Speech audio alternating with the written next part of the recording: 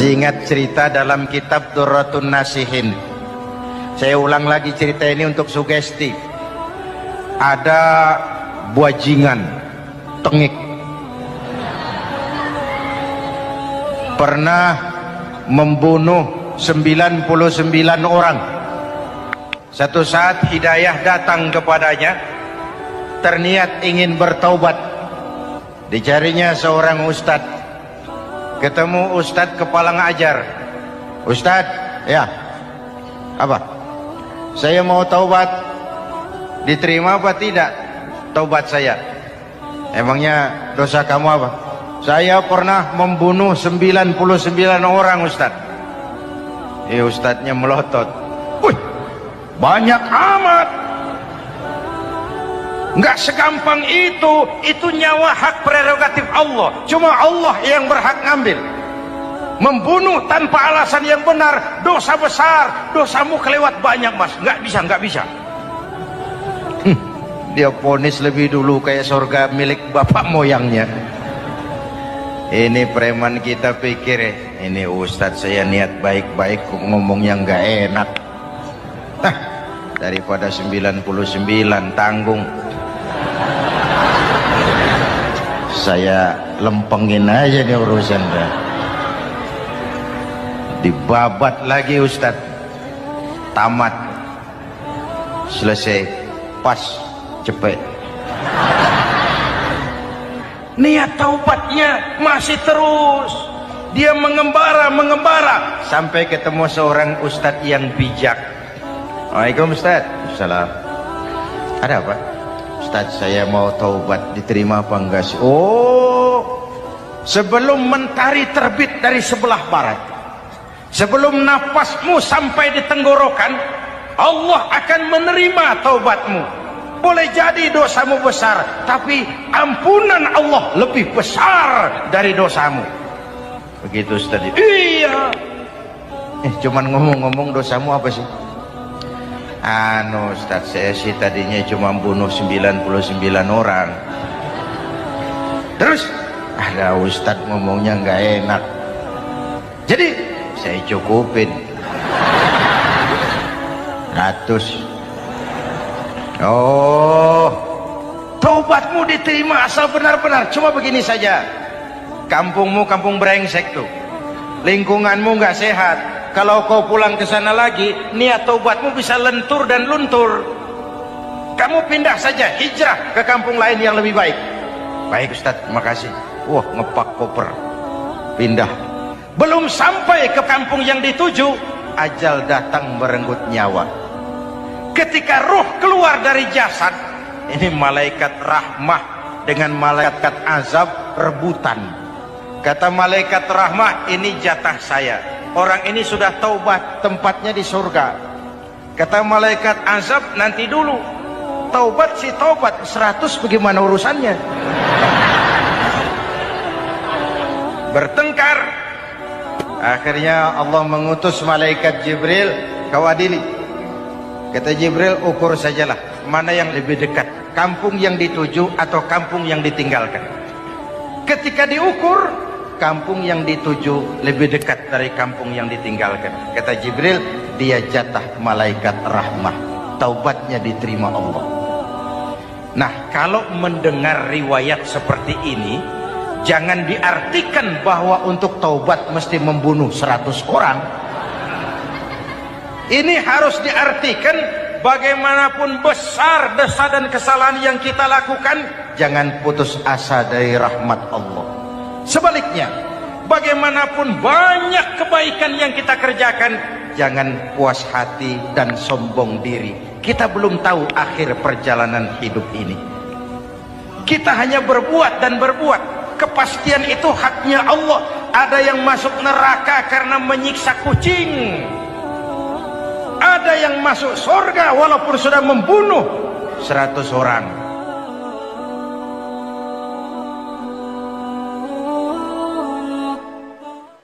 Belum pernah Allah menciptakan makhluk seindah manusia, sesempurna manusia. Belum pernah. Itu di Ragunan makhluk Allah puluhan ribu.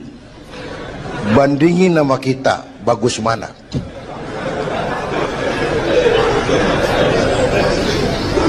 Ada makhluk Tuhan tuh yang disebut malaikat, diciptakan dari cahaya, immaterial, dan karena itu tidak perlu material.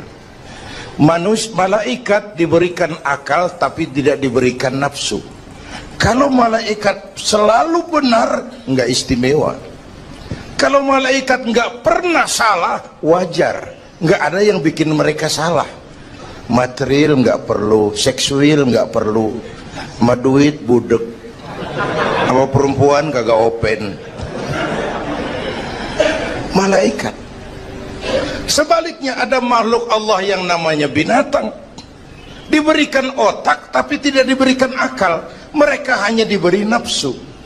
Sapi kalau dia ngelihat rumput, nggak usah nanya ini rumput halal apa haram, nggak usah. Ayam jago kalau sudah datang syahwatnya, nggak usah nengok ini banyak orang apa enggak, nggak usah. Dan itu wajar binatang. Nah yang ketiga kita manusia, makhluk paling komplek, diberi akal, diberi nafsu. Tiap hari sejak bangun tidur sampai tidur kembali terjadi pergolakan perjuangan antara bisikan akal dan nafsu. Kadang akal menang, kita naik jadi malaikat, cuman potongannya manusia.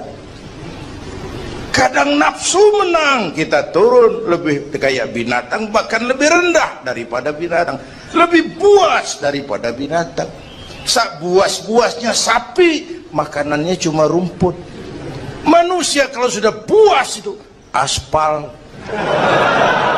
kabel telepon, minumnya solar.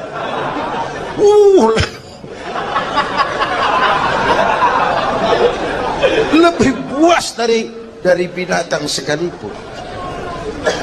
Agar akal bisa mengendalikan nafsu, Allah menurunkan agama, bukan menghilangkan, mengendalikan, mengatur.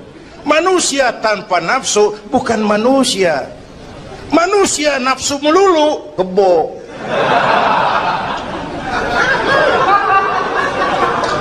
Islam nih, agama nih nggak ngilangin nafsu, ngatur supaya sesuatu pada tempatnya. Jangankan hidup berkehidupan, pakai kopiah saja mesti ada caranya tuh.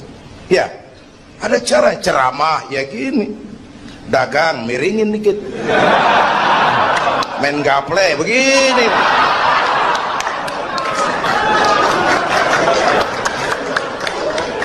Pakai kopiah aja ada cara aja tuh. Mengendalikan nafsu itu ditempatkan pada tempatnya, bukan menghilangkan nafsu. Laki-laki perlu perempuan, perempuan perlu laki-laki, itu nafsu. Islam ngatur lewat pintu yang disebut nikah. Maka dalam Islam jangankan orang biasa, kiainya boleh kawin. Bener, saya kalau kiai nggak boleh kawin saya pilih mundur saya. Berat rontok rambut.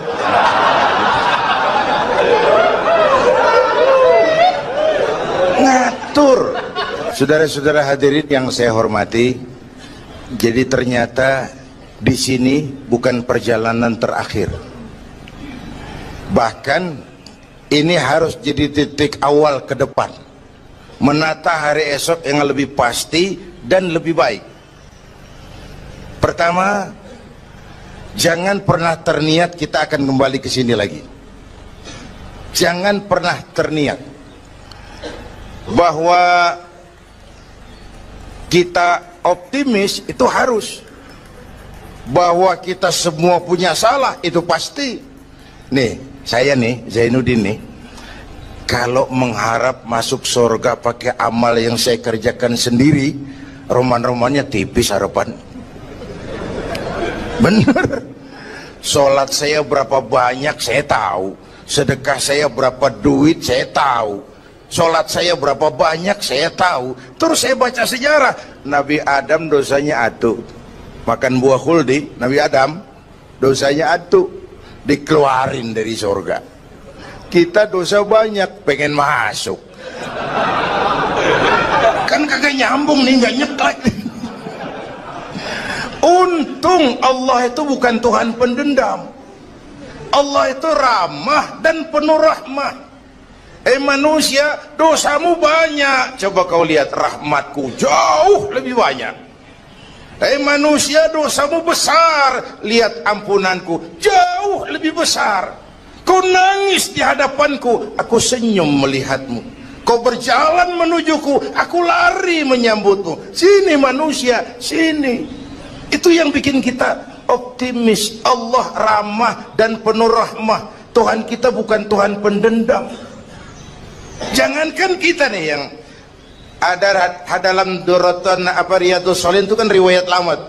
Ada mbahnya bajingan, tengik lagi. Ini pernah membunuh 99 manusia, 99 orang dibunuh. Bayangin, satu hari datang hidayah, ada keinginan taubat kembali. Berangkat dia cari ustadz mau menyatakan taubat. Yang ditemuin ustadz belum tapi mateng, masih mengkel. Assalamualaikum ustadz. Salam. Kenapa? Ustadz, saya mau nanya. Apa?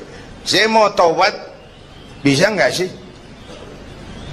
Emang dosa ente apa? Saya pernah bunuh 99 orang ustadz. Oh, ente kelewatan amat. 99 mau gedean itu, susah taubatnya. Susah. Enak aja 99 dibunuh. Kurang ajar ente. Oh, niat namanya bajingan digituin, naik darahnya. Sialan nih ustadz nih. Orang mau taubat kok ngomongnya nggak enak. Gue pikir daripada 99 dengan gue lempengin nih. Akhlakul karimah itu kriterianya itu langsung dari Allah. Jadi bukan manusia yang menentukan sesuatu itu baik, benar, salah. Itu hak prerogatif Allah. Nah, akhlak ini lebih lengkap, lebih sempurna daripada daripada adat misalnya. Anak muda yang lewat di depan orang tua membungkukkan badan, itu dianggap sudah cukup beradat, tapi belum tentu berakhlak. Niatnya apa dia bungkukin badan? Ngelihat kaki-kaki udah bongkok. Tergantung niatnya itu. Secara adat dia sudah beradat, tapi belum tentu berakhlak. Bergantung motivasinya. Oleh sebab itu dalam Islam, akhlak itu 3. Pertama, akhlak kepada Tuhan. Ini yang terpenting dan ini pondasi. Akhlak kepada Tuhan itu intinya 2. Jangan menyekutukannya dengan sesuatu pun, jangan menyembah kecuali hanya kepadanya. Itu berakhlak apa tidak kita kepada Tuhan, kelihatan dari 2 ini. Jangan menyekutukannya dengan sesuatu, jangan menyembah kecuali hanya kepadanya. Itu sumber nilai akhlak. Jangan menyekutukan Tuhan dengan terang-terangan atau remeng-remeng. Kadang-kadang kita terang-terangan enggak, remeng-remeng kejebak. Gue entak pakai cincin ini nih, tuh, cincin dah. Gue entak pakai cincin ini nih. Jangan anak perawan, nenek-nenek lihat gue lemes. Nenek-nenek ya lemes. Nah, jangan menyembah kecuali hanya kepadanya. 1. Yang kedua, akhlak kepada sesama. Baik sesama muslim, non-muslim, dan seterusnya. Yang ketiga, akhlak kepada lingkungan. Dia mau pohon ini kan kita harus berakhlak. Sama air kita harus berakhlak. Satu saat kampung saya banjir, saya ngomong sama engkong saya, "Kong banjir kong." Kata engkong saya, "Biarin, bukan salah air, habis salah lo." Salah kita bagaimana? Lah, lo tempat air lo tempatin. Yang punya tempat datang dia kagak ngerti, ini tempat gua di sini nggak beda lo. Banjir. Artinya apa? Di Jakarta ini kita nggak ngasih tempat buat air, pantas dong dia ngayap kemana-mana. Al-Quran mengajarkan wa tilkal ayyamu nudawiluha bainan nas. Hari itu kami putar di antara manusia. Tidak ada yang tetap. Segalanya pasti berubah. Sehingga para filosof bilang yang tetap adalah perubahan. Yang tetap adalah perubahan. Ada saat datang, ada saat pergi. Ada hari dilantik, ada saat menyerahkan jabatan. Ada saat berdiri, ada waktunya duduk. Semua datang dan pergi silih berganti. Dalam proses perubahan itu sering terjadi pergeseran nilai. Ya Bu? Apaan? Serius banget. Emang kudu serius. Dalam perubahan itu sering terjadi yang disebut pergeseran nilai. Sebab apa? Sebab Al-Quran sudah memberikan indikasi. Kalla innal insana la yatgha ar-ra'ahus taghna. Manusia sering lupa diri apabila melihat dia berada dalam posisi yang mapan. Baik kemapanan itu karena kemampuan intelektual, karena kekuatan materi, atau karena faktor kekuasaan. Dikala itu orang sering lentur dan luntur, mengalami proses degradasi. Banyak orang tadinya dengan lantang teriak berantas korupsi, ganyang korupsi, cuma karena belum dapat kesempatan. Begitu dapat kesempatan, korupsinya lebih gila dari yang diteriakin. Ada nggak yang model begitu? Di luar negeri. Di luar negeri, luarnya lagi malah. Terjadi proses degradasi. Makanya saya sih ngarepin ini menteri-menteri kabinet baru kayak yang kemarin dilantik, DPR baru, saya ngarepin waktu dilantik tuh baca doanya nawaitu sauma godin. Niat puasa dulu deh. Ini negara lagi kurang tapi bagus, ekonomi masih gonjang ganjing, rakyat masih Senin Kemis. Nawaitu sauma godin dulu deh. Nunda dulu, nunda tempe boleh abis maghrib. Nunda entaran. Tahu boleh abis maghrib. Menteri mau naik mobil mewah boleh ntar kalau ekonomi udah mendingan, rakyat napasnya udah pada lega. Nawaitu saum, ini malah dilantik malah Allahumma lakasumtu. Doa buka puasa yang dibaca habis rakus semua jadi.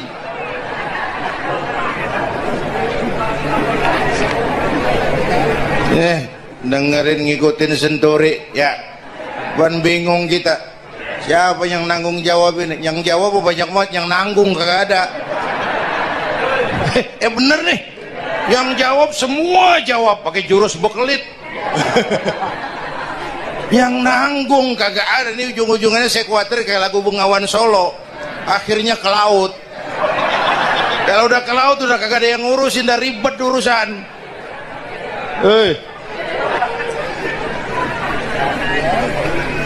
Kita ini sekarang banyak yang merasa pinter tapi tidak pinter merasa. Akibat era informasi kita banyak tahu tapi nggak tahu banyak. Coba dong, siapa aja ngomong apa aja diomongin, begitu dia dalemin gue juga katanya. Banyak tahu tapi nggak tahu banyak. Merasa pinter tapi nggak pinter merasa. Orang tuh kalau merasa pinter yang timbul keangkuhan, tapi kalau pinter merasa yang timbul kebijakan. Ayolah, nah itu sama godin sebentar kok, nunggu maghrib deh. Kalau ekonomi udah beres, rakyat hidupnya udah rada mapan, itu menteri mau pakai mobil mbahnya mewah, masa bodo amat. Ya, dong menteri-menteri di Inggris harga mobil dinasnya 200 jutaan, padahal Inggris yang bikin Rolls Royce, Inggris bikin mobil Bentley, Inggris bikin mobil Aston Martin.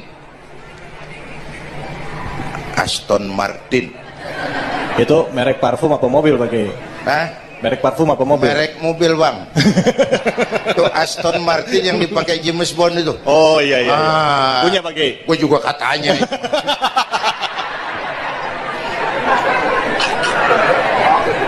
Lah mobil menterinya harga 200 jutaan. Menteri-menteri Malaysia pakai mobil Proton Saga, produknya sendiri. Kita 1,3 miliar. Ada, mudah-mudahan mobil dinas baru ini bisa meningkatkan kinerja saya, kata seorang menteri. Dodol. Apa hubungannya mobil mewah sama kinerja? Apa hubungannya mobil mewah sama kinerja? Kalau memang mental bajai, biar naik Mercy juga selandang-selandang nggak karu-karuan. Mental. Dan ini saya mau bicara, kita perlu stabilitas temperatur batin atas terjadinya perubahan yang membawa pergeseran nilai. Kita harus kayak ikan di laut. Ibu tahu ikan di laut? Tahu? Itu katanya ikan di laut udah Kristen semua. Sebab yang paling gedenya paus.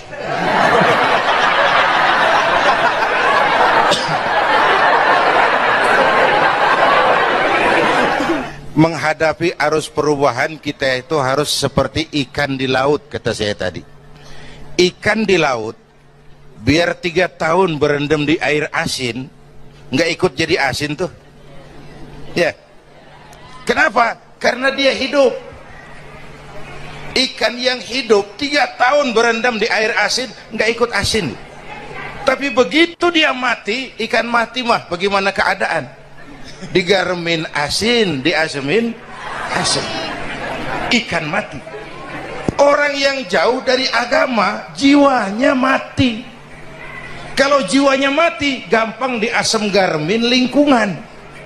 Dekat sama ustadz kalem kayak ustadz, dekat sama tukang mabok teler aja lagi. Gue sih bagaimana yang nyamper aja gue mah. Gampang diasem garemin lingkungan. Tapi orang yang jiwanya hidup, silakan buka tempat pelacuran di samping rumah saya, pantang saya ikut. Silakan buka tempat judi di depan rumah saya, nggak bakalan saya ikut. Silakan buka minuman keras di belakang rumah saya, nggak bakalan saya ikut. Jiwanya hidup. Dan jiwa akan hidup kalau agama hidup di hati kita. Kita tidak bisa menghindari perubahan. Kita tidak bisa menghindari arus persaingan. Sekarang ini jangankan dagang, jadi kiai juga kalau nggak sanggup bersaing. Ini bahasa kasar tapi jujur. Curhat. Karena sekarang orang hidup di zaman banyak pilihan. Pergeseran nilai pas. Alif bawah alif depan u a e u mim da semata dalapan talam depan lu mata lu. Berasa. Nah, begitu masuk listrik, rumah pada terang, terjadi pergeseran nilai. Apa yang kita lihat? Televisi main gede-gedean. Ya, ya. Ngaku lu, ngaku. Suara Al-Quran sepi. Jangankan yang baca Barzanji, yang apal sifat 20, yang baca Quran pun sepi. Ini pergeseran nilai. Dulu sosial kontrol tajam Pak, orang peduli sama lingkungan. Dulu, sekarang lu gue. Ya, ya. Dulu kalau ada anak gadis hamil di luar nikah, aib, malu selebar kampung. Sekarang makanan hari-hari. Benar-benar nih. Ibu-ibu lebih menghargai selingkuh daripada poligami. Ayo ngaku, ngaku. Yang bapaknya senyumnya lebar banget nih Pak. Yang bapak. Terjadi pergeseran nilai. Nah, kita ingin pergeseran nilai itu yang positif, bukan yang negatif. Nah, supaya bisa kita harus punya filter. Ini kan abad entertain Pak. Orang pandai membangun pencitraan sekarang ini. Karena rakyat kita, umat kita ini kan sekarang kayak daun kering Pak, gampang dikumpulin, susah diikat, berisik, gampang dibakar. Cepat heran, gampang kagum. Masyarakat mall. Nih ibu-ibu nih, coba asal ada mall baru, rame-rame aja berangkat. Belah sono buka, rame-rame dia ke sono. Kagak belanja. Numpang heran doang. Ke sono heran, kemari kagum. Ini dimanfaatkan oleh ahli entertain, pandai membungkus, membangun opini, membangun pencitraan. Maka kita harus punya filter. menghadapi arus perubahan harus punya stabilitas temperatur batin. Apa konsepsi dasarnya? Agama, Bu. Kekuasaan kalau jatuh ke tangan orang beriman aman. Ilmu kalau jatuh ke tangan orang beriman manfaat. Harta kalau jatuh ke tangan orang beriman manfaat, rahmatan lil. Tapi kekuasaan jatuh di tangan orang yang jauh dari iman, Fir'aun kan dulunya cuman raja bang, cuman kelamaan jadi raja nggak ada yang nandingin, akhirnya lupa daratan ngaku jadi Tuhan. Ana rabbukumul a'la, aku Tuhanmu yang paling tinggi katanya. Dihadapi oleh Musa, dulu mah adu sihir, sekarang pan adu konsep. Itu cuman beda versi aja. Dulu adu sihir, sekarang adu visi dan misi. Polanya sama, begitu orang tuh dikenal dari visi dan misinya. Akhirnya Fir'aun mengangkat diri jadi Tuhan, ditenggelamkan di Laut Merah. Begitu udah cengap-cengap napas sampai tenggorokan baru amantu bi Rabbi Musa wa Harun. Aduh, kalau begini saya juga percaya sama Tuhannya Musa. Udah mau mati.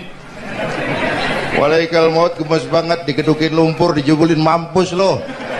Kemarin kemana udah gini hari baru beriman. Kekayaan kalau jatuh di tangan orang yang jauh dari iman, yang muncul korun, lupa diri, lupa daratan, masuk dalam kategori kalla innal insana la yatgha ar-ra'ahus tagna. Maka dalam pada itu kita bersyukur Majelis Ulama memberikan fatwa yang berkenaan dengan perubahan-perubahan yang terjadi di tengah-tengah kita, supaya kita ini punya pagar, supaya kita punya benteng ada yang kita pegang.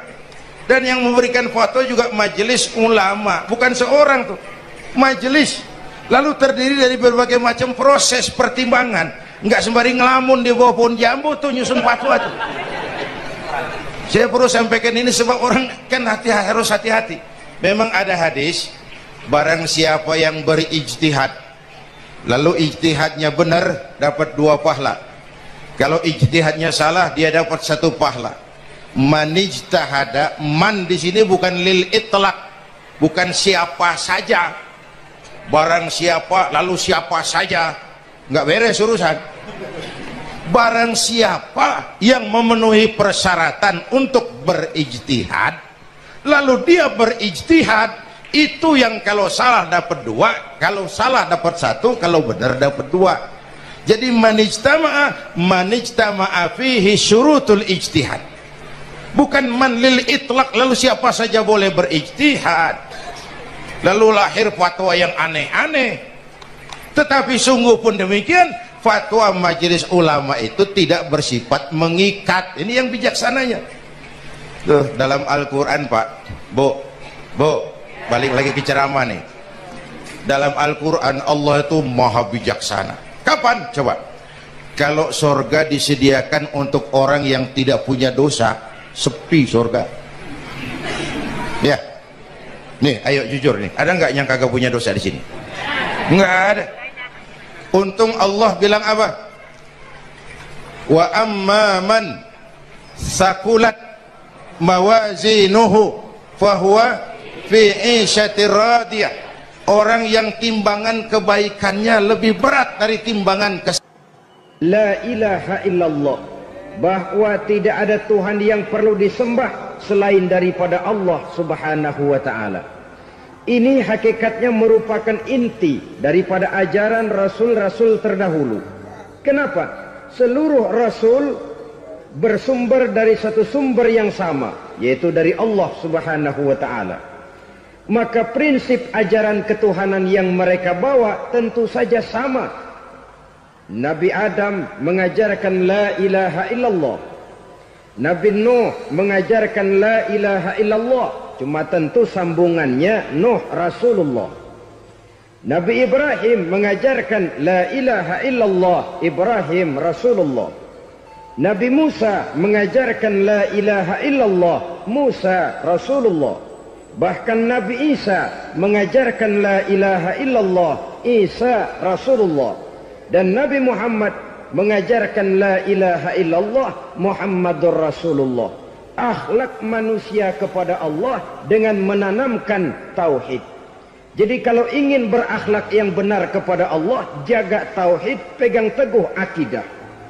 Saudara-saudara kaum muslimin rahimakumullah, lawan daripada tauhid adalah kufur. Kufur bisa dua, bisa kufur iman, bisa kufur nikmat. Kufur itu sifatnya, kafir itu orangnya. Ada orang kufur iman, dan ini merusak akhlak kepada Allah subhanahu wa ta'ala. Kufur iman itu kadang-kadang bentuknya syirik, orangnya disebut musyrik. Kufur iman itu kadang-kadang bentuknya nifaq, orangnya disebut munafik. Kufur iman itu kadang-kadang bentuknya riddah, orangnya disebut murtad. Ini merupakan jenis daripada kufur-kufur iman dan tergelincirnya manusia daripada akhlak kepada Allah subhanahu wa ta'ala. Benar, di zaman sekarang kita tidak menyembah berhala. Memang di zaman sekarang kita tidak menyembah patung. Iya, kita tidak berkeyakinan Tuhan lebih dari satu. Tapi kadang-kadang akhlak kita kepada Allah sering lentur dan luntur, sering bergoyang dan tergoncang, sering kena erosi dan polusi. Bahwa kita tidak menyembah Latta, Uzza, Manat dan Hubal seperti masyarakat jahiliyah dahulu, memang. Tapi Latta zaman sekarang, Uzza zaman sekarang, Manat dan Hubal di zaman sekarang, berhala-berhala di abad kita sekarang ini, kadang-kadang bernama harta, kadang-kadang bernama wanita, kadang-kadang bernama tahta, mungkin juga bernama Toyota. Sesuatu yang lebih kita agungkan daripada Allah, menjelmalah dia menjadi berhala-berhala di zaman kita sekarang ini. Manakala kita di kantor sudah lebih takut kepada kepala bagian kita daripada kepada Allah, maka Tuhan kita barangkali adalah kepala bagian kita. Manakala kita sudah lebih takut kepada manusia daripada kepada Allah, bergeserlah akhlak kita kepada Allah, mengagungkan manusia dan menomorduakan Allah. Maka di zaman sekarang akhlak kita kepada Allah sering kena erosi, sering kena polusi. Mungkin karena sulitnya lapangan kerja, tingginya tensi ekonomi, persaingan hidup yang makin tajam, sulitnya mencari lapangan kerja, orang kadang-kadang nekat, sedikit pertimbangan, picik pandangan, mudah melakukan potong kompas, sehingga terjadilah perbuatan-perbuatan yang memelencengkan akhlak kita kepada Allah subhanahu wa ta'ala. Kadang-kadang terjebak mempercayai selain daripada Allah. Kadang-kadang terjebak di dalam mengagungkan yang selain daripada Allah lebih dari yang seharusnya. Terkenalah akhlak kita kepada Allah jaringan-jaringan erosi dan polusi.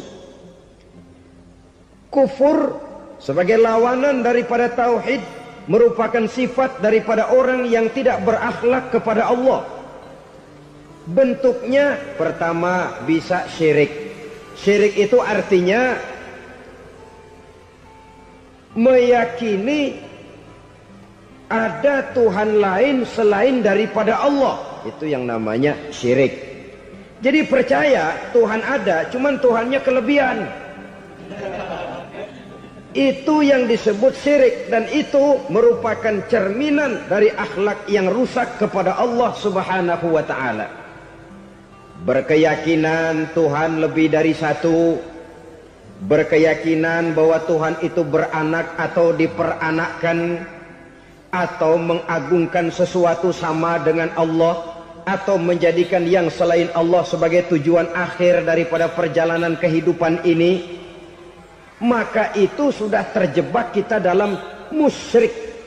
Dan syirik satu dosa yang tidak berampun. Bahasa kasarnya, yang namanya syirik itu jenis bapak moyangnya dosa. Saudara-saudara, sebab itu saya pesan, kalau memang terpaksa, biasanya yang tinggal di kota-kota besar itu kalau tidak kepengen dosa kan susah. Kalau terpaksa harus bikin dosa, cari yang kecil-kecil saja, yang kira-kira taubatnya gampang. Umpamanya pulang sholat Jumat nukar sendal, umpama, yaitu jelas dosa. Tapi dosa yang taubatnya agak mudah. Jangan sampai terjebak ke dalam syirik, menyekutukan Allah. Kalau sudah menyekutukan Allah, Allah dimadu, murka benar Allah kepada kita. Innallaha la yaghfiru ayyushraka bih wa yaghfiru ma duna dzalika liman yasha. Allah tidak akan memberi ampun kepada orang yang menyekutukannya dengan sesuatu, tapi Allah mau mengampunkan dosa yang selain itu bagi orang yang dikehendakinya. Jadi orang-orang yang sudah terjebak syirik, menyekutukan Allah, meyakini ada Tuhan lain selain daripada Allah, meyakini Tuhan beranak atau diperanakkan, bagaimanapun baiknya mereka di dunia, bagaimanapun sosial jiwanya, bagaimanapun pemurah tangannya memberikan santunan dan pertolongan kepada orang lain, kalau sudah syirik, seluruh nilai kebaikannya akan tidak ada gunanya lagi. Karena tidak ada tempat nilai kebaikan itu bergantung. Sedangkan kita berbuat baik agar diterima oleh Allah. Kalau Allahnya marah kepada kita, siapa yang akan menerima nilai kebaikan itu sendiri? Ini bentuk yang pertama. Yang nyata-nyata menyembah berhala, syirik. Yang nyata-nyata beriktikad Tuhan lebih dari satu, syirik. Atau yang tersamar. Yang tersamar itu yang sering jadi penyakit kita. Saya sejak ada perkutut ini di rumah, perkutut. Saudara-saudara, yang merusak akhlak kepada Allah, yang merusak tauhid setelah syirik, bisa juga berbentuk nifak. Nifak itu sifatnya, orang yang punya sifat nifak disebut munafik. Asal katanya dari nafakun. Nafakun itu satu lubang yang punya dua muka, seperti goa, ada tempat masuk, ada tempat keluar. Maka munafik orang yang punya dua muka. Kalau bahasa kita, pandai bermain minyak di atas air. Manis jika berhadapan, balik belakang lain bicara. Sehingga apa yang dinamakan nifak, kata Imam Ali Al-Jurjani dalam kitab ta'rifatnya, izharul imanu bil lisan wa kitmanul kufri bil qalbi. Menyatakan, menampakkan iman dengan lidahnya, tapi menyembunyikan kekafiran dalam hatinya. Dengan kata lain, lidahnya mah iman, hatinya mah kafir. Padahal hati itu yang dilihat, padahal hati itu yang dinilai. Kenapa lidahnya mengaku iman? Ya mungkin karena kepepet, mungkin karena kepentingan, mungkin karena ingin mencari kelemahan orang, lalu dia pura-pura beriman. Tapi sesungguhnya hatinya kufur. Ini merupakan penyakit munafik. Dan terus terang, menghadapi orang munafik jauh lebih berat daripada menghadapi orang kafir. Kenapa? Munafik ini kan musuh dalam selimut. Mau dibilang musuh nyata-nyata, apalagi di zaman Rasul ya, ketika periode Madinah, berat sekali menghadapi orang munafik. Mau dibilang kafir, kalau ketemu assalamualaikumnya medok juga. Mau dibilang mukmin, di belakang ngegerundel, nyari-nyari penyakit, nyari-nyari lantaran, mencari-cari gara-gara. Kalau kafir jelas kafirnya, kalau musyrik jelas musyriknya. Tapi munafik, di depan kita dia mengaku beriman, di belakang kita dia caci maki kita. Maka demikian rupa watak orang munafik, Allah benci betul. Sampai dalam Quran orang munafik itu divonis innal munafiqin fid darkil asfal minan nar. Orang-orang munafik di dasar jurang neraka yang paling bawah, keraknya neraka. Saudara-saudara kaum muslimin rahimakumullah. Sebab munafik sangat berbahaya. membahayakan umat, membahayakan agama. Di depan kita mereka ngaku pura-pura beriman. Kalau pidato luar biasa, memuji agama setinggi langit, menampakkan seolah-olah dia orang yang dekat dengan agama. Saudara-saudara, agama penting, agama mutlak. Tapi yang ngomong begitu agamanya apa? Remeng-remeng. Cuma sekedar lipstick, cuma sekedar dekorasi, cuma sekedar kamuflase buat ngibuli orang lain. Dia mengaku beragama, mengatakan agama mutlak, menganggap agama penting, seolah-olah memperhatikan benar tentang tatanan kehidupan beragama, tapi sebenarnya di hatinya tidak lebih berkecamuk penyakit-penyakit kufur. Maka sifat munafik ini termasuk menodai tauhid, artinya merusak akhlak kita kepada Allah Subhanahu wa ta'ala. Sifat yang ketiga yang juga merusak akhlak kita kepada Allah dinamakan riddah. Riddah itu sifatnya, orang yang punya sifat riddah disebut murtad. Murtad keluar dari Islam. Keluar dari Islam tentu tadinya di dalam Islam. Oleh satu perbuatan dia bisa menjadi murtad. Misalnya tadinya dia iman benar kepada Allah, tapi melarat. Kadang-kadang sehari masak, 3 hari libur. Akhirnya oleh kesulitan ekonomi dia tidak kuat. Ada yang menawarkan kebaikan, dibawain supermi, dibawain obat-obatan, diberikan beras. Goyah imannya. Keluar dia dari Islam, ikut agama orang yang memberikan pertolongan kepadanya, memilih kesenangan sebentar dengan mengorbankan kebahagiaan yang kekal. Maka orang semacam itu riddah sifatnya, murtad orangnya, keluar dari Islam. Dan yang menyebabkan kita murtad bukan cuma orang nyata-nyata memproklamirkan diri keluar dari Islam tapi lalu mengikuti agama orang lain. Bukan cuma itu, mengakui ada Rasul lagi sesudah Nabi Muhammad bisa menyebabkan kita murtad. Mengingkari nikmat Allah bisa menyebabkan kita murtad. Meyakini semua agama benar bisa menyebabkan orang menjadi murtad. Meragukan kesempurnaan dan kelengkapan Al-Quran bisa menyebabkan orang jadi murtad. Mengingkari sunnah bisa menyebabkan orang menjadi murtad. Banyak hal-hal yang bisa mendatangkan penyakit riddah dan membuat pelakunya menjadi murtad. Dan ini menodai akhlak kita kepada Allah Subhanahu wa ta'ala. Itu tadi kufur iman, saudara-saudara. Nyata-nyata mengingkari Allah, baik dalam bentuk syirik, nifak, ataupun riddah. Kufur yang kedua dinamakan kufur nikmat. Apa itu kufur nikmat? Sitru nikmatil mun'im au ya'malu fi mukhalafatil mun'im. Menutup-nutup nikmat Allah,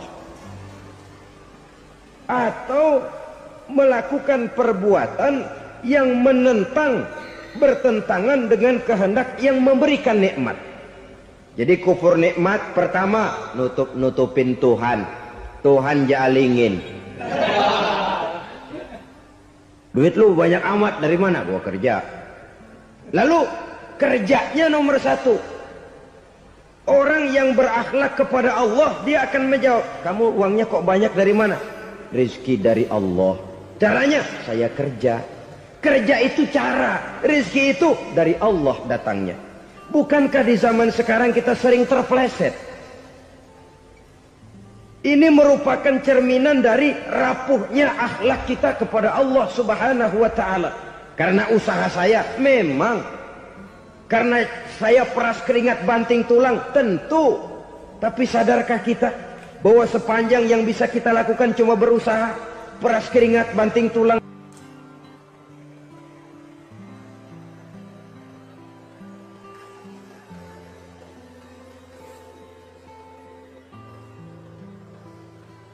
Soal rizki, soal jodoh, soal maut, kitakah yang mengatur? Kitakah yang menentukan? Subhanallah. Manusia sungguh tidak berdaya menghadapi 3 hal paling pokok ini. Rezeki, kita cuma bekerja. Kitakah yang menentukan? Tidak. Kita berusaha saja rezeki belum pasti dapat, apalagi kalau kita tidak berusaha. Jangan terjebak dalam fatalisme, belum perang udah nyerah. Emang dasar rezeki datangnya dari Tuhan, nggak usah kerja, dan ntar juga kalau dia datang. Dari mana datangnya? Kerja saja belum tentu dapat rezeki, apalagi kalau tidak kerja. Yang jelas usaha perlu kepastian, itu urusan Allah. Ini akhlak kepada Allah Subhanahu wa ta'ala. Jodoh juga begitu. Kita berusaha, kita berupaya, Allah menghendaki lain jadinya. Maut juga begitu. Siapa sih yang pengen ngadepi maut? Siapa sih yang pengen mati? Siapa sih yang pengen ketemu malaikat Israel? Tidak seorang pun kalau ditanya, kecuali mereka yang putus asa ya. Kalau otaknya masih normal, mau mati mesti belakangan dulu udah dikit. Tapi yang satu itu saudara, kalau dia sudah datang, tenaga mana yang bisa menolak? Kalau dia sudah berkunjung, kekuatan mana yang bisa menghindar? Kalau dia sudah ingin bertemu, kemana kita bisa melarikan diri? Manusia sepanjang yang dia lakukan hanya berusaha, tapi kepastian, ketentuan dari Allah Subhanahu wa ta'ala. Orang yang kufur nikmat, nutupin Allah. Dia merasa rezekinya adalah mutlak peras keringatnya. Seolah-olah Allah nggak punya peranan apa-apa di situ. Oh, ini kan saya bisa rumah begini karena saya kerja keras. Oh, ini mobil saya begini saya kerja keras. Peras keringat, banting tulang, keras.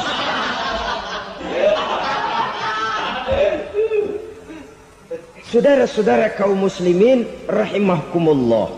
Jadi menutupi Allah. Akibatnya nanti kalau dia berhasil, Allah ketutupan. Kalau dia gagal, orang lain dicaci maki, dicari kambing hitam. Yang kambing hitam kan mahal. Karena orang sering cari-cari kambing hitam. Jarang orang mau jujur kalau bertemu kesulitan lalu mencari sebab pada dirinya sendiri. Yang paling enak ya nyalain orang. Lo begitu. Orang lain yang paling enak kita salahin. Au ya'malu fi mukhalafatil mun'im, atau dia melakukan sesuatu yang tidak sesuai dengan kehendak yang memberikannya nikmat. Diberikan kita tangan, mulut sih nggak berhenti. Terima kasih Tuhan, alhamdulillah saya dikasih tangan. Cuma nih tangan enteng mat nabokin orang mulu. Itu sudah mukhalafatul mun'im, bertentangan dengan kehendak yang memberikan nikmat.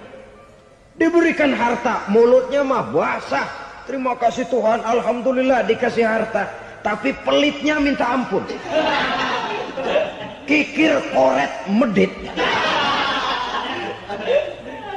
Ini juga termasuk kufur nikmat, mempergunakan suatu nikmat bertentangan dengan kehendak daripada yang memberikan nikmat itu sendiri. Saudara-saudara kaum muslimin rahimakumullah. Oleh karenanya kufur iman memang lebih bahaya daripada kufur nikmat.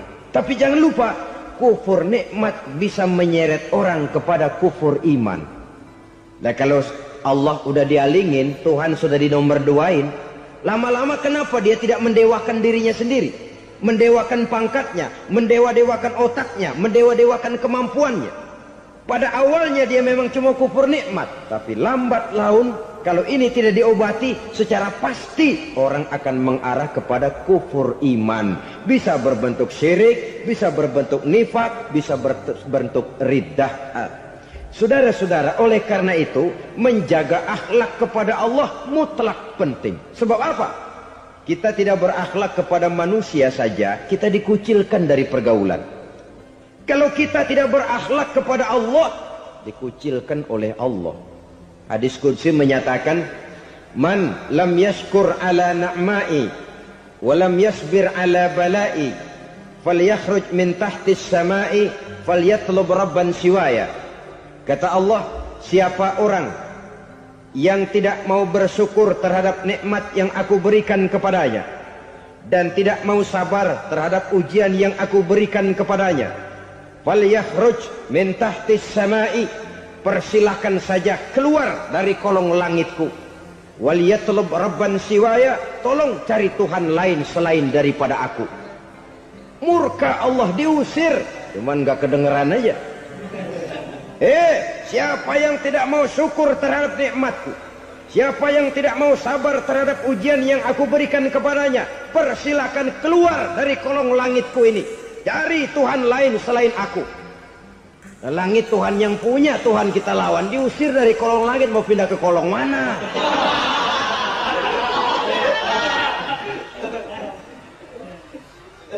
Jadi jangan merasa kufur nikmat kan enteng. Iya, kelihatannya begitu, tidak sebahaya kufur iman. Tapi kufur nikmat ini merupakan anak tangga yang kalau kita sudah mulai naik, kita akan naik terus sampai kepada tingkat di mana kita mengalami kufur iman.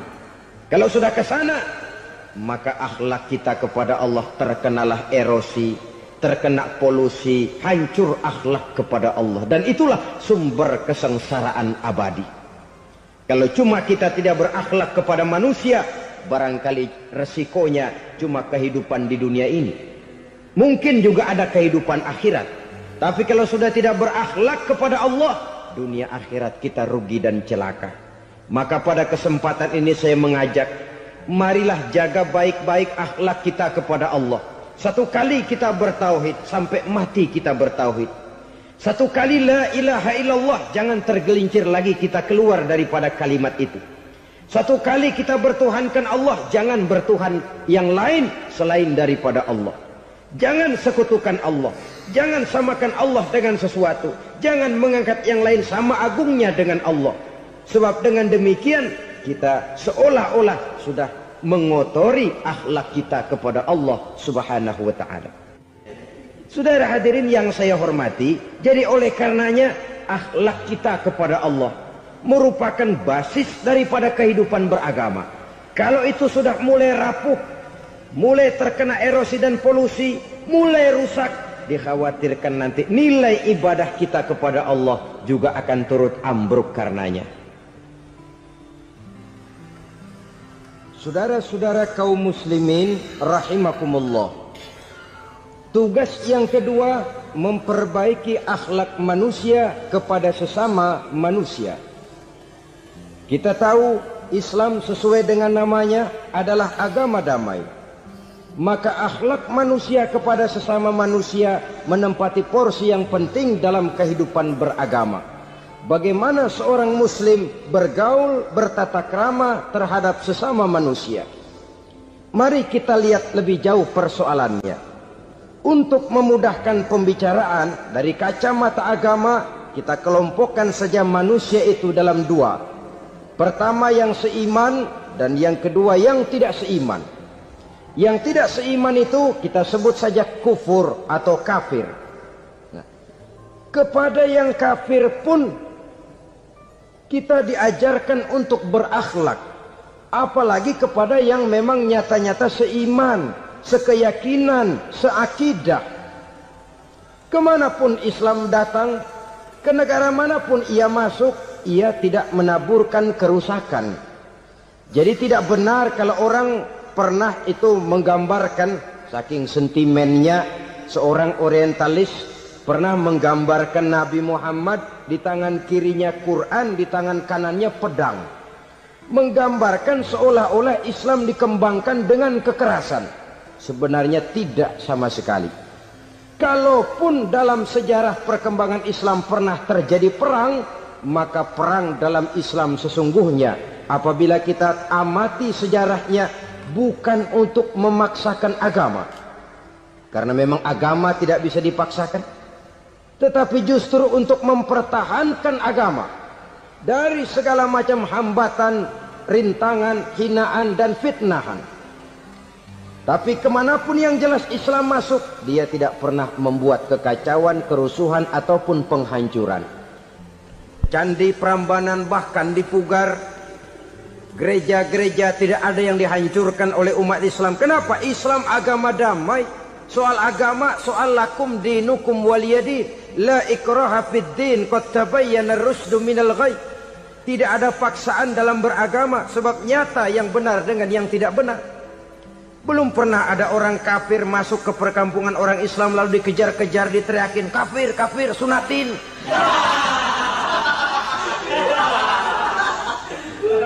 Belum pernah. Kenapa? Islam menghormati orang lain agama. Nah, yang kafir ini macam-macam, saudara. Ada kafir harbi. Nah, ini kafir kerok. Ini kafir yang nyata-nyata memproklamirkan permusuhan kepada umat Islam. Nyata-nyata mengganggu ketenangan umat Islam.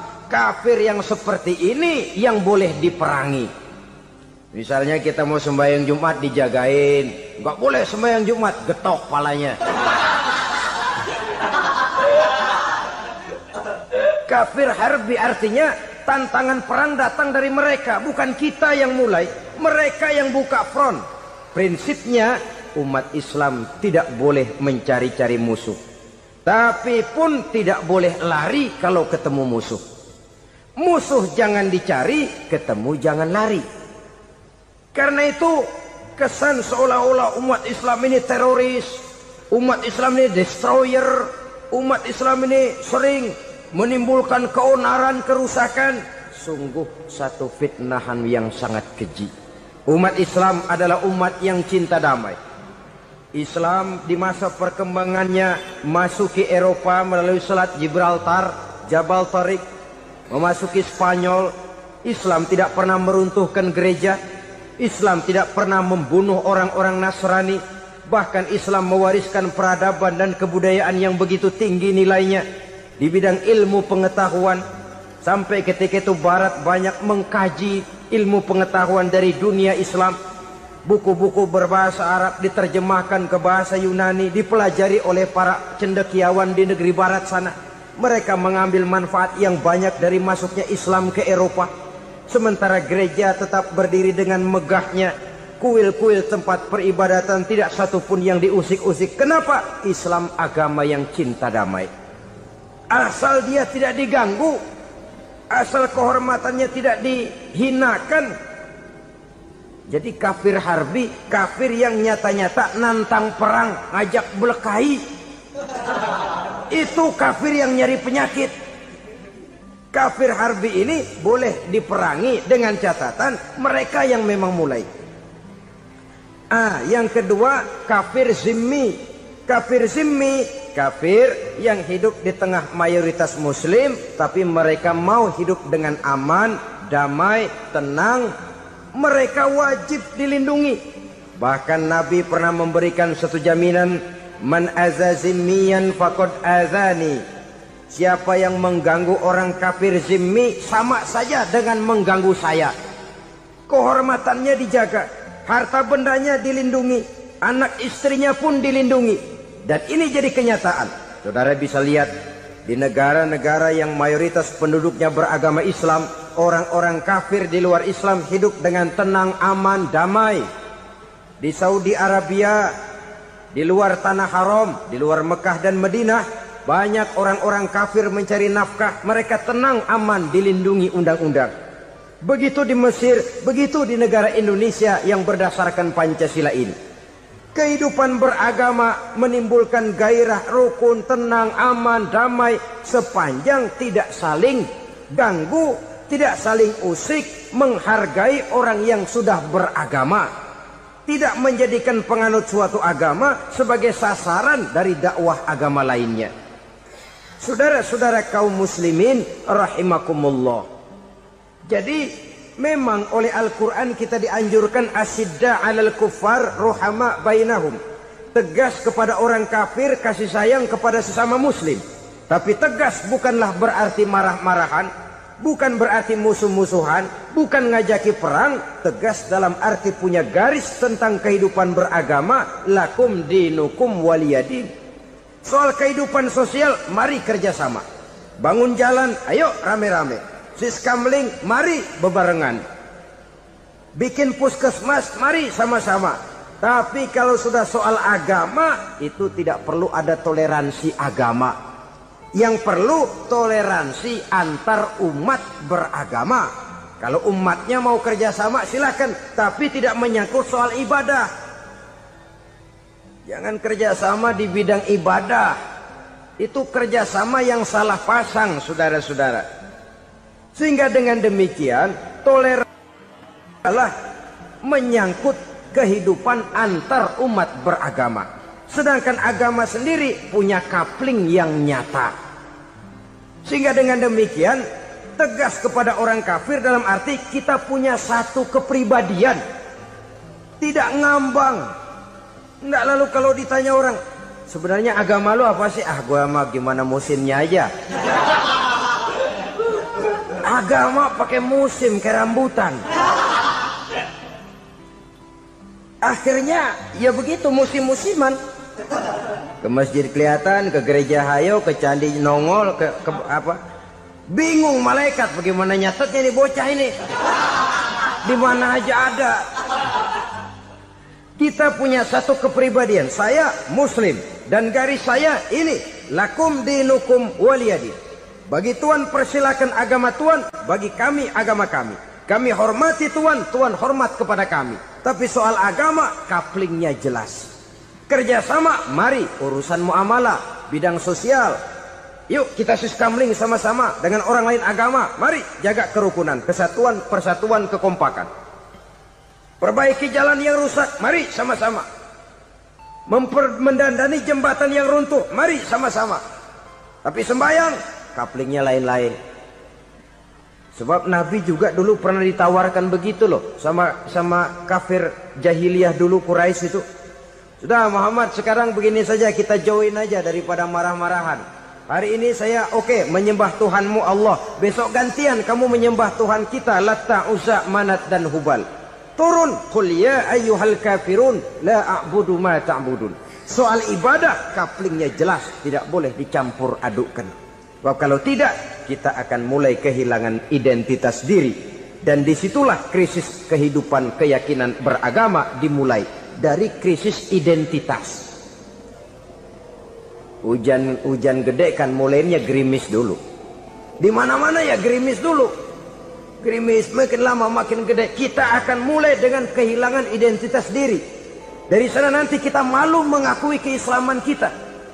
Kalau orang Islam malu mengakui keislamannya, ini kan ironi, menyedihkan. Ngakui Islamnya saja malu. Menonjolkan keislamannya malu. Tidak ada rasa bangga beragama. Padahal ini modal dasar. Hanyalah dengan rasa bangga beragama kita lalu konsekuen. Bangga yang tidak konsekuen, wah pokoknya kan gua kan Islam, agama yang paling benar. Tapi hidupnya sendiri jauh dari tuntunan Islam. Itu bangga yang tidak beralasan. Bangga yang tidak perlu dibanggakan sebenarnya. Kebanggaan yang membuat kita konsekuen dan dekat dengan kehidupan beragama. Jadi dengan demikian saudara-saudara, kepada non-muslim kita juga harus berakhlak. Bukankah ini sudah dicontohkan oleh Rasul? Bagaimana beliau disambiti orang di Taif, yang menyambiti malah didoakan. Bagaimana Suraqah mau membunuh beliau, malah Suraqah didoakan. Bagaimana Abu Jahal dan Abu Lahab saking mangkalnya. Ini Abu Jahal pernah gali lubang di kamarnya sendiri, di depan tempat tidurnya. Setelah dia gali lubang, ditutupin pakai keraras korma. Lalu dia tarik selimut, belagak meriang. Dia pesan pesuruhnya, bilangin Muhammad encangnya meriang. Pamannya sakit, minta ditengokin. Nabi dengan segala husnuzonnya berangkat nengokin. Abu Jahal dari balik selimut ngintip. Ah, itu dia Muhammad, itu dia tuh. Dia tuh, masuk dah nih, masuk. Mulai di jalan, seneng Abu Jahal. Ah, terus dah. Begitu ke pelosok, masuk ke lubang, gue pendem terus lalu. Memang niatnya mau mencelakakan Nabi. Sudah tinggal beberapa langkah lagi Nabi akan berjalan ke arah lubang itu. Malaikat Jibril ngasih tahu, Muhammad, Abu Jahal pamanmu cuma pura-pura sakit. Di depan tempat tidur itu ada lubang sudah dia gali untuk menjerumuskan kamu. Sudah balik pulang. Balik badan Nabi. Sudah hampir mau melangkah, kakinya malah muter pulang. Abu Jahal yang ngelihat Nabi sudah hampir jatuh nggak jadi, balik pulang, lupa kalau lagi sakit. Udah Muhammad buruan sini. Ke pintu dia kejar, dia lupa sama lubang yang dia gali. Begitu dia kejar, dia yang kepelosok masuk ke dalamnya. Sejak saat itu ada pepatah, man hafara hufratan waqa'a fiha. Siapa yang suka nggali lubang, dia sendiri bakal terpelosok ke dalamnya. Jatuh dia ke lubang yang dia gali. Padahal ya paling banter 2 atau 3 meter paling dalam. Dari dalam lubang itu dia teriak-teriak, Muhammad, tolongin, pamanmu kecebur. Kasih tahu Muhammad, kasih tahu.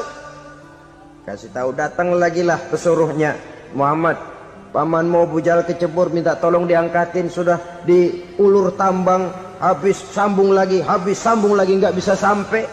Masa iya, cuma kamu yang bisa nolong. Apa yang dilakukan Nabi? Balik mau nolongin. Akhlak. Kita kalau ada orang gali lubang buat nyeburin kita, dia sendiri yang kecebur. Gorok gua kagak lemin loh. Mati sekalian dah. Nabi mah enggak, balik nolongin tuh Abu Jahal. Kenapa paman kecebur? Iya Muhammad, tolong, tambang udah diulur-ulur, sambung-sambung nggak sampai. Aduh kasihan paman nih, pegang tangan saya. Nabi cuma ulurin tangan, nyampe dipegang oleh Abu Jahal. Diangkat ke atas, nyampe atas, apa kata Abu Jahal? Tambang bergulung-gulung nggak nyampe, kamu cuma pakai tangan doang kok bisa Muhammad, hebat banget sihirmu. Mukjizat dia bilang sihir, udah ditolongin nyelak lagi, kan yang enak kita injak palanya. Orang dulu bilang wah katanya nolongin anjing kejepit, udah selesai ditolongin malah yang nolong digigit. Saudara hadirin yang saya hormati, kepada orang-orang kafir kita harus berakhlak, menghormati mereka, tidak memaksakan satu keyakinan dalam batas-batas yang ditolerir oleh agama, yaitu pada masalah-masalah sosial dan muamalah. Itu kepada non-muslim, apalagi kepada sesama muslim. Baik akhlak kepada orang tua, akhlak kepada guru, akhlak kepada jiran atau tetangga, itu semua termasuk dalam akhlak kepada sesama manusia. Akhlak kita kepada orang tua, kadang-kadang kita orang timur ini ketularan orang barat. Engkongnya dianggap CS. Salaman main kedet aja, halo kong. Engkongnya bahalo dibengong. Saudara-saudara kaum muslimin rahimakumullah, akhlak yang tua kepada yang muda, akhlak yang muda kepada yang tua, kepada jiran dan tetangga, kepada sanak famili dan handai tolan, pendeknya kepada sesama muslim. Tetangga ada haknya, ada hak tetangga yang kalau kita berakhlak itu harus dipenuhi. Contoh kecil, kalau saya beli radio, itu saya dong boleh berpikir, ini radio saya beli pakai uang saya setel di rumah saya, sekeras-kerasnya ada apa sama orang lain? Radio gua, yang beli gua pakai duit gua, gue setel di rumah gue, ada urusan apa sama orang lain? Itu kalau menurut saya. Tapi tetangga sebelah saya kan bisa juga ngomong begitu. Mata gue, yang ngantuk gue tidur di rumah gue, kenapa suara radio lu masuk kemari? Ketika itulah lalu kebebasan saya nyetel radio dibatasi oleh kebebasan tetangga saya yang mau tidur. Ini sudah akhlak namanya. Umpamanya lagi ada Nabi ajarkan, iza tobakhta maraqatan fa'akthir ma'aha wa ta'ahad jiranaka. Kalau kamu masak sayur, banyakin kuahnya, bagiin tetangga kamu. Bukan bagiannya itu yang jadi soal, tapi akhlak kepada tetangga. Udah tahu tetangganya kelaparan, diseksa, goreng ikan asin, se-RW baunya ngayap, kembang kempis orang nungguin. Saudara hadirin ma'asyiral muslimin rahimakumullah. Jadi dengan demikian, kalau sudah kembali kepada orang-orang yang nilai imannya sama dengan kita, apapun organisasinya, Apapun baju yang mereka pakai, kaos yang mereka pakai, jaket yang mereka pakai, kalau sudah seakidah, seiman, jaga akhlak kita. Pendapat boleh berbeda, kaos boleh tidak sama, jaket boleh beraneka warna, bendera boleh beragam-ragam, tapi ukhuwah Islamiyah ini utamakan. Adalah lebih baik mencari persamaan dalam kehidupan dan bukan memperbesar perbedaan. Hanyalah dengan mengembangkan nilai-nilai akhlak semacam ini, toleransi tidak hanya diperlukan kepada yang non-muslim, kepada sesama muslim pun toleransi. Artinya apa? Jangan memponis amalan orang lain. Yang usoli, yang tidak usoli, berjalanlah menurut keyakinannya masing-masing.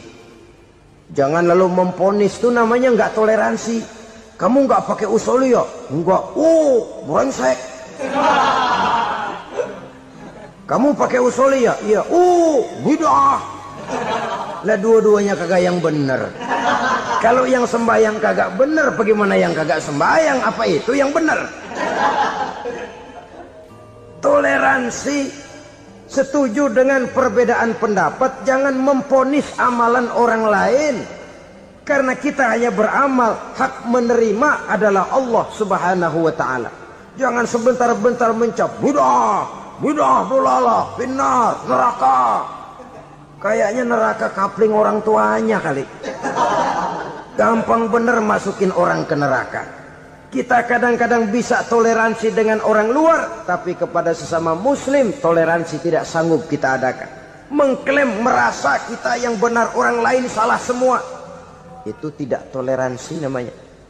Mentang-mentang jadi ustadz, nih satu-satunya ustadz di sini ya, semuanya mesti ngaji kemari.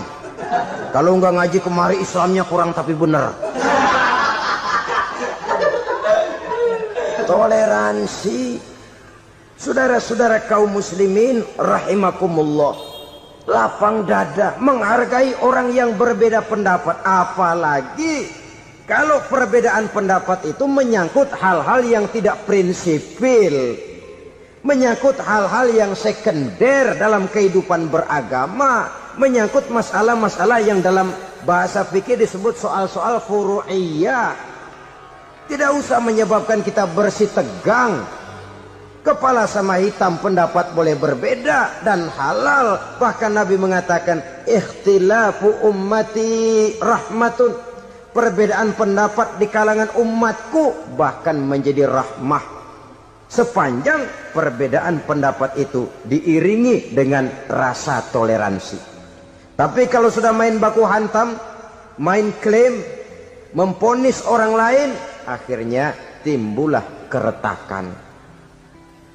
Jangan heran kadang-kadang satu masjid dua kelir. Ya soal kelir boleh kelar-kelir, boleh kelar-kelir, tapi kalau harus terlalu mencolok menyebabkan timbulnya keretakan, saya kira yang akan turun bukan lagi rahmah tapi bala. Bala akan menimpa kita, jatuh kita menjadi umat yang lemah. Oleh karena di antara kita sendiri, sesama kita tidak pandai bertoleransi, tidak lapang dada. Ada anak muda kelihatannya mau majuan dikit, yang tua curiga. Nih, kalau dia maju pasaran gua bangkrut dong nih. Lalu ditekan tuh anak ditekan melejit. Kadang-kadang yang tua maksudnya baik, mau memelihara, yang muda salah terima. Kan tua kejemur. Dari dulu sampai sekarang gitu-gitu doang. Anak kemajuannya. Padahal yang tua barangkali maksudnya juga baik, mau memelihara. Sebenarnya kalau kita bisa mencoba mencari titik temu dengan alur komunikasi, tidak merasa diri yang paling benar, tapi toleransi, boyak menerima pendapat orang lain, setidaknya mau mendengar omongan orang. Yang susah kalau udah kena penyakit nggak mau ngerti omongan orang, nggak mau nerima pendapat orang. Kodok di kolong tempayan, cukeng kayu asem, asal ijo udah ijo aja ijo dah. Nggak ngerti omongan orang, yang kayak begini yang orang jadi kesandung.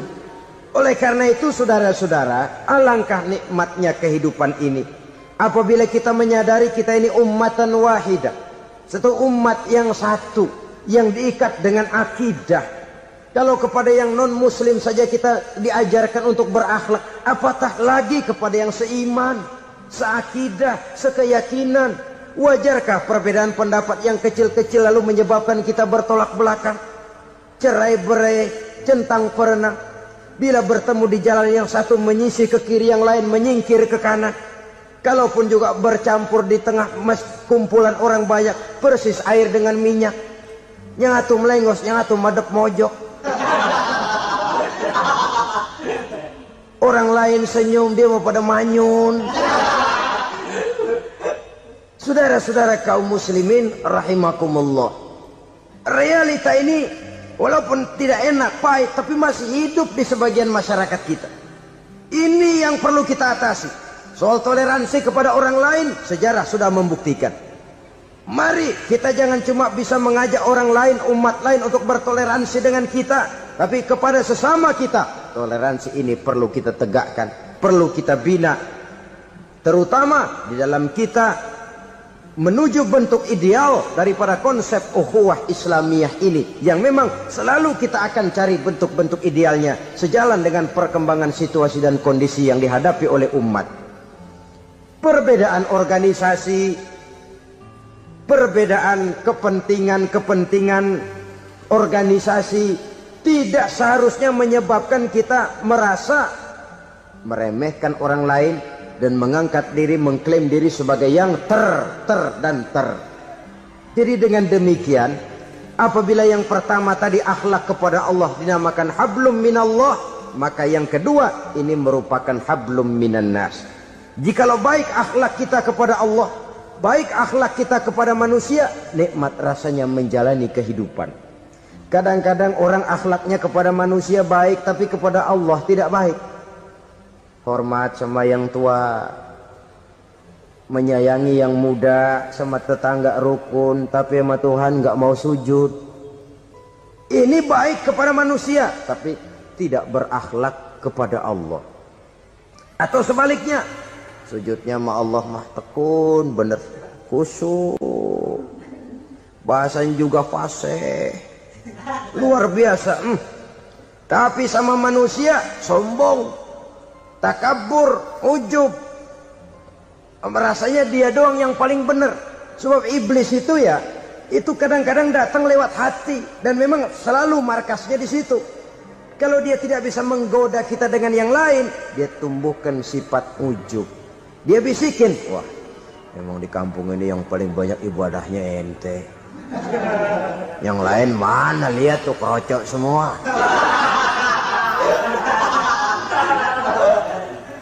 Lalu di hati orang itu tertanam sifat iya ya. Nah, tatkala iya ya, dia sudah terkena serangan iblis. Akhirnya apa? Orang lain diremehin. Asalnya kagak mau sembahyang, ya diajak salaman udah najis aja dah. Ketemu juga mukanya ditekuk 4. Akhirnya bukan ngajak, malah ngenyek, ngina. Lah orang dihina makin jauh, makin tidak tersentuh. Bukan cara itu yang diajarkan oleh Rasul. Bahwa orang tidak mau sholat, tugas kita mengajak. Soal dia tidak sholat, ya itu dosa dia kepada Allah.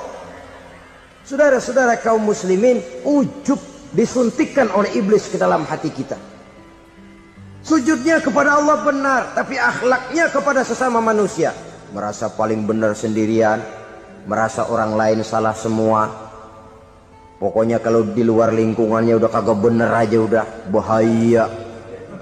Saudara-saudara, ini juga penyakit yang disuntikan oleh iblis. Sebab iblis itu tipu dayanya luar biasa, strateginya lihai.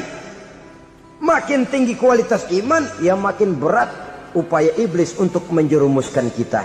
Karenanya saya mengajak, marilah kita bertoleransi. Baik kepada non-muslim, lebih-lebih lagi kepada sesama muslim yang kebetulan berbeda baju, berbeda kaos, berbeda organisasi, lain bendera yang dibawanya. Tapi toleransi mari kita canangkan. Kita terikat oleh ukhuwah Islamiyah. 2. Yang ketiga, akhlak manusia kepada makhluk Allah lainnya di luar manusia. Saudara-saudara, dengan berakhlak kepada Allah, berakhlak kepada sesama manusia, berakhlak kepada makhluk Allah di luar manusia, baik flora maupun fauna, maka mudah-mudahan akan terciptalah satu ekosistem.